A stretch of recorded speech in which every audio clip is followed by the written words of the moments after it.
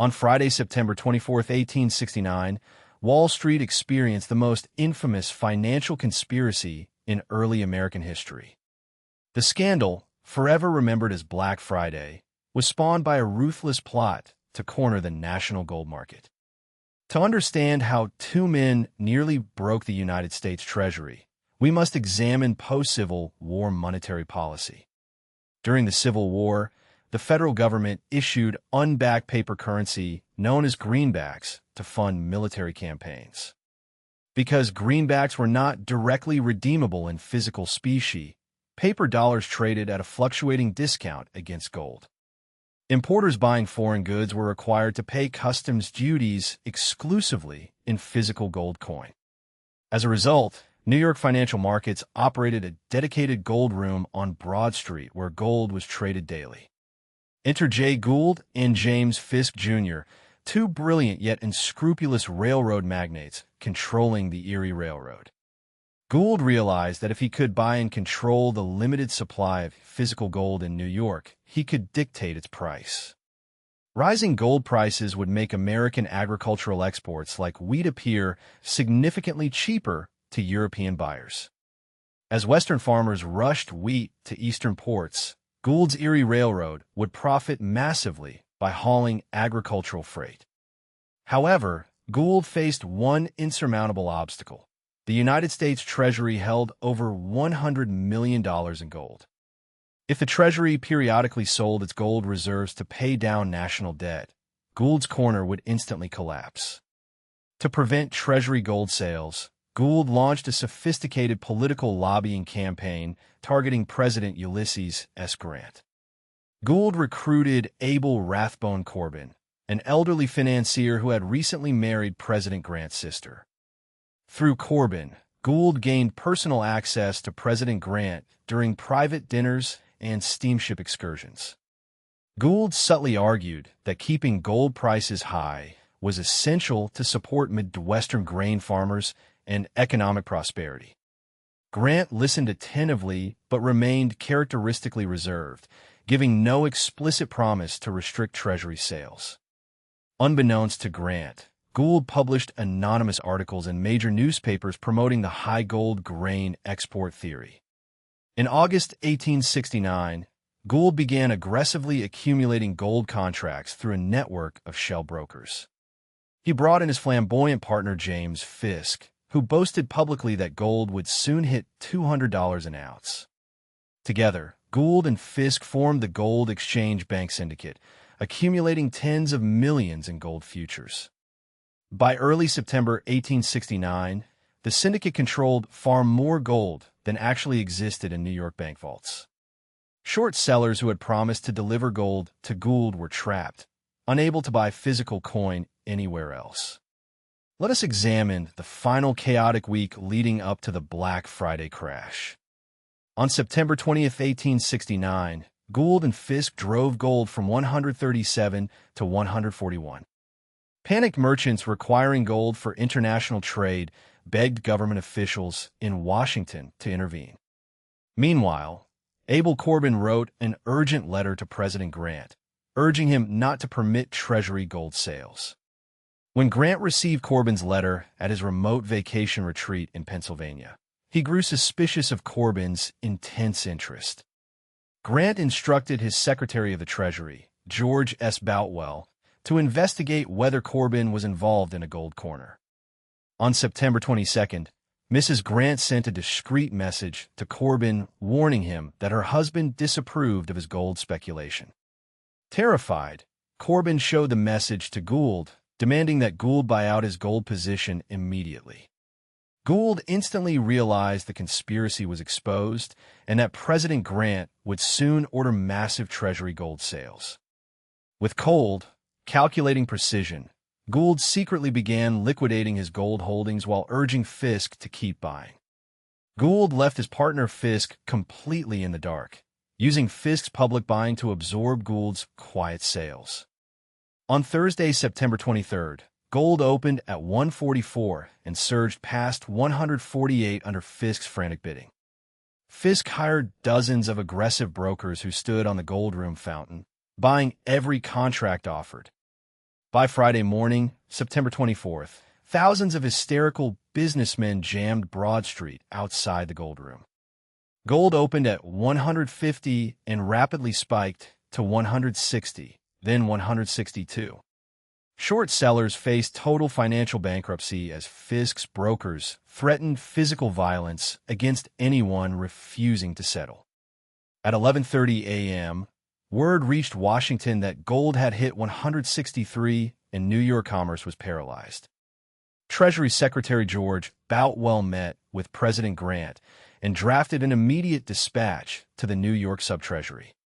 The telegram ordered the Treasury to sell $4 million in physical gold and purchase $4 million in government bonds. At noon, the telegram was read aloud on the floor of the New York Gold Room.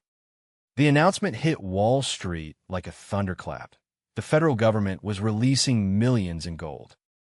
Within 15 minutes, gold plummeted from 162 down to 133. The gold corner collapsed instantly, leaving hundreds of brokerage firms utterly ruined and bankrupted. Fisk's primary broker, Albert Spires, suffered a complete mental breakdown on the trading floor, continuously shouting bids for gold at 160. Gould and Fisk fled the gold room under armed guard, escaping an enraged mob surrounding their Opera House headquarters. In the aftermath, legal loopholes and corrupt Tammany Hall judges shielded Gould and Fisk from criminal convictions. Fisk famously quipped that nothing was lost except honor, while Gould emerged from the crash with millions in profit. However, the Black Friday panic triggered a nationwide economic contraction that lasted for several months. Let us analyze the profound structural reforms spawned by the 1869 gold conspiracy. Congress launched an extensive investigation led by future President James A. Garfield into the gold panic. The investigation revealed how vulnerable national financial stability was to private market manipulation. To prevent future market corners, the New York Stock Exchange instituted stricter clearinghouse regulations. The gold room was eventually integrated directly into the stock exchange, eliminating isolated private gold trading pits. Furthermore, the crisis highlighted the necessity of a centralized, responsive national monetary authority. Decades later, the lessons of 1869 contributed to the creation of the Federal Reserve System in 1913. In summary, the 1869 Black Friday crash remains a masterclass in market manipulation and political intrigue. Let us examine the intricate mechanical details of how gold contracts were cleared in the New York Gold Room. Gold room trades were cleared daily through the Gold Exchange Bank, where brokers settled net balances in physical coin. By acquiring a controlling interest in the Gold Exchange Bank itself, Gould gained visibility over all broker positions. Gould could identify every short seller in New York and precisely measure their financial vulnerabilities. Meanwhile, James Fisk established the William Street Gold Syndicate, placing orders under 40 different broker names. This network of dummy brokers concealed the fact that a single buyer was accumulating the entire market. When European grain buyers sought gold to settle international bills of lading, they found no available coin. Importers were forced to pay astronomical premiums to Gould's syndicate just to clear goods through U.S. customs. As gold soared, foreign exchange rates spiked violently, disrupting international trade across the Atlantic. British and French merchants suspended orders for American agricultural products, causing grain prices in Chicago to crash. While gold surged in New York, Midwestern wheat prices dropped 30% in 3 days, devastating American farmers. This inverse price relationship proved that Gould's high gold grain export theory was completely false. Far from helping Midwestern farmers, Gould's corner was bankrupting agricultural producers while lining his own pockets. On the morning of Black Friday, James Fisk entered the gold room wearing a velvet coat and diamond stick pin. Fisk boasted that he would buy gold at any price, claiming President Grant was firmly in his pocket. William Belden and Albert Spires, Fisk's chief floor brokers, executed massive buy orders without asking for collateral. Spires bought tens of millions in gold at 155, 158, and 160, assuming Fisk would cover every contract. Unbeknownst to Spires, Jay Gould was standing quietly in a nearby back office, selling his personal gold directly to Spires. Gould used Spires' frantic bids to dump his own massive gold holdings at peak historical prices. When a U.S. Treasury telegram arrived at noon ordering $4 million in gold sales, the gold room erupted in panic. Within seconds, gold fell from 162 to 135 as bids vanished entirely from the trading floor. Albert Spires continued shouting bids for gold at 160, unaware that his employer James Fisk had fled. When Spires realized Fisk would repudiate every trade, Spires suffered a complete nervous breakdown.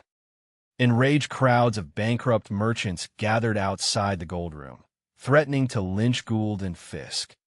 Gould and Fisk escaped through a back door into a closed carriage, fleeing to their fortified Erie Railroad headquarters.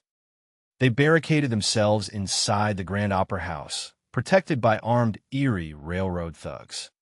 In the legal battles that followed, Gould hired corrupt judges Boss Tweed and Peter Sweeney of Tammany Hall. Tammany Hall judges issued injunctions blocking the gold exchange bank from settling trades or enforcing contracts. By invalidating the Black Friday trades, corrupt courts shielded Fisk and Gould from paying hundreds of millions in losses. Gould retained his immense fortune, which he later used to acquire Western Railroads and Western Union Telegraph. However, public outrage over Black Friday severely damaged the reputation of President Grant's administration. Congress instituted new oversight committees to monitor gold and currency trading on national exchanges. The 1869 crash demonstrated that unbacked paper currency created extreme volatility in international commerce. This realization accelerated America's return to the gold standard under the Specie Resumption Act of 1875. Under the Specie Resumption Act, greenbacks became fully redeemable in gold coin at face value. Returning to the gold standard stabilized international exchange rates and restored foreign investor confidence. The lessons of the 1869 gold panic remain fundamental to modern financial risk management and market regulation. Regulators today enforce strict position limits and clearinghouse capital reserves directly inspired by the 1869 crash. Understanding how Gould and Fisk manipulated information, political access, and exchange clearing systems illuminates modern market corners. The 1869 Black Friday crash remains a dramatic testament to the dangers of unrestrained financial speculation. In the gold room, the bid-ask spread widened to unprecedented levels as liquidity completely evaporated. Brokers who had pledged personal collateral to cover gold deliveries were wiped out in a single afternoon. Commercial banks across New York suspended short-term credit facilities, paralyzing local business operations. Jay Gould's stealth liquidation remains one of the most ruthless betrayals in Wall Street history. James Fisk never paid a single dollar of his personal losses, claiming his brokers acted without written authority. Albert Spires spent years in litigation attempting to recover funds for the gold contracts he executed. President Grant's decisive order to release Treasury gold established an enduring precedent for government intervention. The crisis demonstrated that market stability requires transparent central reserves and public accountability. Historians view the 1869 gold corner as a defining turning point in the development of American capitalism. It accelerated the transition from wildcat speculative trading pits to modern regulated financial exchanges. The legacy of Black Friday, 1869, serves as a timeless warning about the fragility of unmonitored markets. Every modern circuit breaker and margin requirement traces its philosophical lineage back to the gold room crash. As financial markets evolve into digital assets and global networks, the lessons of 1869 remain as vital as ever. Understanding the human motives of greed, political influence, and market manipulation key to financial literacy. Chronicle will continue to bring you the untold historical stories that shaped the global monetary system. Jay Gould's ruthless calculation and President Grant's decisive intervention reshaped American financial history. Understanding the 1869 Gold Corner illuminates how modern central banking mechanisms evolved to protect public markets. Thank you for watching.